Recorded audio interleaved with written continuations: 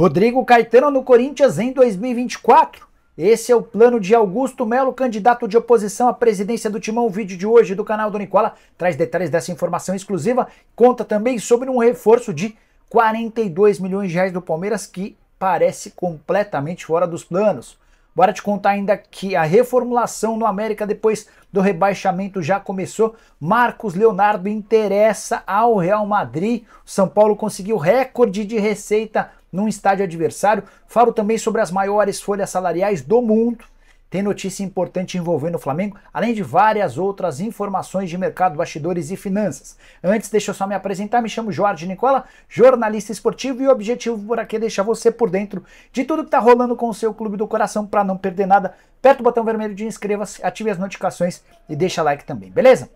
Bora contar que todo esse conteúdo é um oferecimento de BetWinner, parceira do canal do Nicola. Tô colocando na tela jogos dessa quinta-feira pelo Brasileirão com os meus palpites. No duelo entre Corinthians e Atlético Mineiro vou de empate, Goiás e Santos também empate. Já para Bahia e Cuiabá vou de vitória do Bahia, para completar Botafogo e Grêmio mais um empate. Para você se divertir na BetWinner é super simples, só pegar o link que está no comentário fixo. Faça seu cadastro e não esqueça de usar o código Nicola910, como eu estou colocando na tela. Dessa maneira, você passa a ter direito a um bônus de até R$ 910. Combinado? Bora começar o vídeo com o tradicional giro de notícias e a primeira informação é sobre o Fortaleza que quer prorrogar o contrato de Juan Pablo Vojvoda. E olha que o técnico argentino já tem vínculo com o Fortaleza até dezembro de 2024. Esse interesse do presidente Marcelo Paz tem tudo a ver com especulações de que o Vojvoda pode parar no Botafogo ou no Atlético Mineiro no ano que vem. Já o Flamengo organiza sua pré-temporada de olho no próximo ano e vai passar pelo menos 10 dias em Orlando. Durante esse período, o Fla pretende enfrentar o Inter Miami de Lionel Messi e companhia limitada. Outros times também estão sendo estudados. É certo que o Flamengo vai dedicar parte da sua pré-temporada no Rio de Janeiro e a segunda parte na segunda quinzena do mês de janeiro nos Estados Unidos. Bora falar que o Vasco e a Arena 360, o parceiro do Cruz Maltino, desistiram de concorrer do termo de permissão de uso do Maracanã. Isso não significa que o Vasco está abrindo mão de gerir o estádio, é só em relação a essa permissão temporária. O clube e seu parceiro continuam dispostos a disputar a concessão definitiva do estádio com o Flamengo e o Fluminense. Para encerrar o giro de notícias, queria contar também que Paulinho e Eric Marcos foram julgados pelo STJD, eles haviam sido expulsos e acabaram absolvidos. Dessa maneira, eles têm condição de enfrentar o América no fim de semana em São Januário. E a saideira do giro de notícias, o estádio do Pelotas vai a leilão por falta de pagamento do IPTU, lance mínimo de 93 milhões de reais. Bora falar agora sobre as maiores folhas salariais do futebol no mundo. Logo de cara quero contar para vocês que nenhum clube brasileiro faz parte do top 20 nesse levantamento feito pela Capology. Imagino que seja assim que se fala. Outra curiosidade, entre os 20 primeiros, 4 clubes são da Arábia Saudita, inclusive o dono da maior folha salarial do planeta. Trata-se do Al Nassr, de Cristiano Ronaldo, Talisca, Otávio, Mané e companhia. Os sauditas gastam por mês 150 milhões de reais, com uma folha total de 1,8 bilhão por temporada. Só a título de comparação, trazendo para a nossa realidade, a folha do Al Nassr equivale a mais de 4 vezes na comparação com o Flamengo, o clube mais caro do país. 4 meses do Fla não pagam um mês do Al Nassr. Time saudita que tem Cristiano Ronaldo, Mané, Talisca, Otávio, Brozovic, Fofana, Alex Telles, Laporte e Ospina. Esses são os jogadores estrangeiros da equipe comandada por Luiz Castro, ex-técnico do Botafogo. Segundo lugar nesse ranking é ocupado pelo PSG, terceira posição para Real Madrid, quarto lugar mais um saudita, o Al Hilal, quinto com Bayern de Munique, sexto para Manchester United, sétimo para o Manchester City, o oitavo Barcelona, nono Arsenal, o décimo o Chelsea. Vou completar com os 20 primeiros, 11º para o Al Ittihad, 12º para o Atlético de Madrid, 13º com o Liverpool, 14º o Al Ahly, 15º Aston Villa, 16ª colocação com o Tottenham, 17º Borussia Dortmund, 18ª Juve, 19º a Inter de Milão, 20º a Roma. E aí, alguma surpresa? Use o espaço para comentário, quero saber a sua opinião sobre o tema, beleza? Bora falar agora sobre o São Paulo, que registrou seu menor público no futebol brasileiro na temporada de 2023, mas ainda assim bateu o recorde de receita num único jogo na Vila Belmiro. Você sabe que nessa quarta-feira o Tricolor não pôde jogar em seu estádio no Morumbi, que está sendo preparado para receber os shows do Red Hot Chili Peppers e do RBD. Diante disso, o São Paulo optou por jogar na Vila Belmiro. Público pequeno, dentro das possibilidades, obviamente, 11.948 torcedores. Até então, o menor público do São Paulo como mandante na temporada havia sido de 16.422 torcedores em uma partida do Campeonato Paulista no Morumbi. No Campeonato Brasileiro, o menor público havia sido de 22.882. Apesar de pouca gente no estádio, São Paulo conseguiu bater com folga o recorde de receita do Santos na atual temporada jogando na Vila Belmiro. É que o Tricolor jogou o ingresso lá para cima, média de R$ 95 por cada ingresso vendido para essa quarta-feira na vitória por 1-0 contra o Red Bull Bragantino. Dessa maneira, a renda do São Paulo foi de R$ 1,1 milhão, 71% a mais do que o jogo em que o Santos mais faturou no Campeonato Brasileiro como mandante, foi numa partida contra o Corinthians. Queria saber a sua opinião sobre o tema. O que você pensa sobre o Santos? Tem um estádio pequeno que, ao mesmo tempo em que funciona como um alçapão, é capaz de render muito menos dinheiro do que, por exemplo, como o Morumbi. Você sabe que Santos e W Torre já arquitetaram toda a obra para a transformação da Arena do Santos numa arena multiuso, com mais capacidade, enfim, entre outras novidades que estão em breve por acontecer. Bora falar agora sobre Marcos Leonardo, centroavante do Santos, que quase foi parar na Roma na metade da temporada e coisas boas estão pintando para ele recentemente. O interesse do Newcastle foi divulgado, agora surgiu uma foto do Fernando Brito, empresário do Marcos Leonardo, no Santiago Bernabéu, mas não para por aí. Ele estava acompanhado nessa foto por Rafaela Pimenta, uma das empresárias que mais vende jogadores para o mercado europeu, e foi a própria Rafaela quem fez essa postagem. A foto tinha a Rafaela Pimenta, o Fernando Brito e o Maxwell, ex-jogador de futebol que hoje atua como empresário.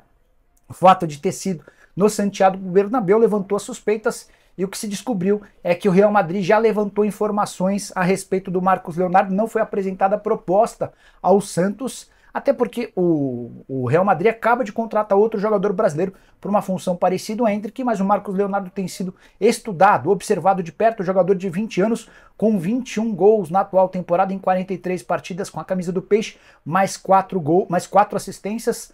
Atleta que tem 70% dos direitos econômicos presos ao Santos, 30% são do próprio Marcos Leonardo. Peixe já fez uma promessa de que vai vendê-lo na próxima janela de transferências a Roma.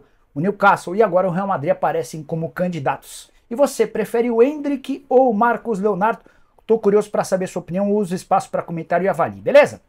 Hora de falar sobre a reformulação no América depois do rebaixamento agora confirmado de forma matemática. O América perdeu por 3-0 nessa quarta-feira para o Curitiba dentro de casa. O Coelho já começa a planejar a Série B de 2024 e a primeira providência foi de demitir Fabian Bustos. O técnico argentino foi dispensado na reapresentação do elenco nessa quinta-feira. Fabian Bustos, que comandou o América em 18 partidas, só 2 vitórias, 5 empates e 11 derrotas. Aproveitamento pior até do que na passagem dele pelo Santos, quando teve 8 vitórias, 13 empates e mais 8 derrotas. As duas experiências do Bustos no futebol brasileiro não foram das melhores. Quero contar para vocês que o Coelho vai ter o Diogo Giacomini como técnico de forma provisória. Ele é auxiliar técnico fixo do América, enquanto o América pensa com calma no seu substituto, obviamente, do Fabian Bustos. A ideia é não ter pressa para poder escolher bem alguém que já possa comandar o time na próxima temporada. Reformulação também vai incluir dispensa de atletas. Cheguei a contar para vocês no vídeo pela manhã que Marcinho, lateral direito, Pedrinho, atacante de lado de campo, e Mikael, centroavante, serão devolvidos de forma antecipada caso os clubes para os quais ou com os quais eles têm direitos econômicos aceitem essa devolução de forma antecipada. Hora de falar sobre Rodrigo Caetano, que é o plano A, B e C de Augusto Melo para ser diretor de futebol do Corinthians em 2024. Só para contextualizar. Augusto Melo é o candidato de oposição à presidência do Corinthians e, para muitos, o favorito à vitória na eleição. A eleição está marcada para 25 de novembro e ele concorre contra o André Negão. O Augusto Melo quer profissionalizar o futebol do Corinthians e trazer um executivo de futebol especialista no mercado. Nos últimos anos, o Grupo Renovação e Transparência apostou em ex-jogadores do Corinthians. Foi assim com Edu Gaspar, com Alessandro, entre outros. O Augusto quer acabar com isso e escolheu o Rodrigo Caetano como o seu nome preferido, o nome dos sonhos. Chegaram a especular que o Alexandre Matos, ex-diretor de futebol do Palmeiras, atualmente no Atlético Paranaense, poderia ser uma alternativa. Posso assegurar para vocês que o nome do Alexandre Matos nunca foi debatido. O plano A, B e C é de Rodrigo Caetano.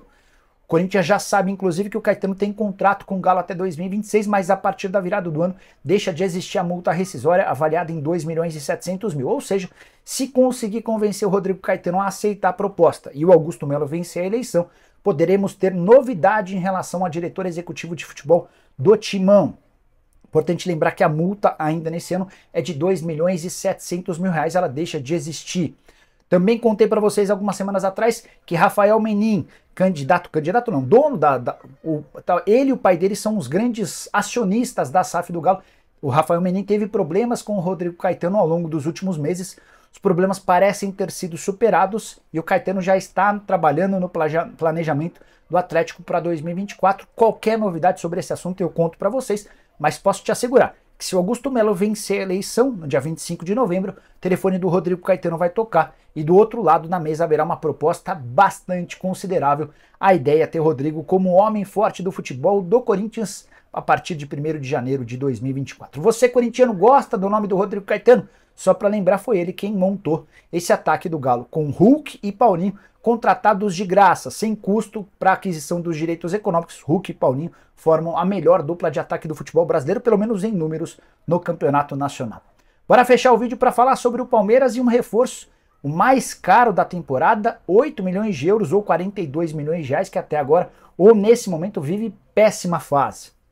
Arthur, comprado do Red Bull Bragantino, não sai do banco de reservas nas últimas 3 partidas. Ele acabou se tornando meio que uma espécie do bode expiatório desde a eliminação do Palmeiras na Libertadores da América. O Abel nunca vai admitir isso de forma pública, mas decidiu colocar toda a responsabilidade no Arthur. Você quer uma prova? Nos últimos 5 jogos... Não, já são 5 jogos em que o Arthur nem sai do banco de reservas desde a eliminação do Palmeiras pro Boca Juniors. Em outros 3, ele até sai do banco de reservas, mas é utilizado por poucos minutos. Ou seja, nos 8 jogos que se seguiram a eliminação contra o Boca, ele não foi titular em mais nenhuma partida, e em 5 delas nem saiu do banco de reservas, as 3 mais recentes, contra Botafogo, Atlético Paranaense e Flamengo. E é curioso constatar que essa realidade acontece com alguém que jogou bastante ao longo do ano. O Arthur soma 54 jogos, sendo 48 como titular, 13 gols marcados e mais 3 assistências. Era alguém da confiança da diretoria, da comissão técnica e da torcida após a eliminação pro Boca Juniors, especialmente porque ele também tentou quebrar um galho jogando aberto pela esquerda, não é a função dele, no lugar do Dudu. Isso parece ter queimado o filme dele e o Arthur hoje não faz parte dos planos do Abel Ferreira. A tendência é que o português continue para o próximo ano e não descartaria que, em caso de boas propostas, o Palmeiras tope negociar o Arthur. Ou você pensa diferente, acha que o Arthur ainda pode ser útil no elenco alviverde? Use espaço para comentário, deixa o like, se inscreve, a gente se encontra, abraço, tchau!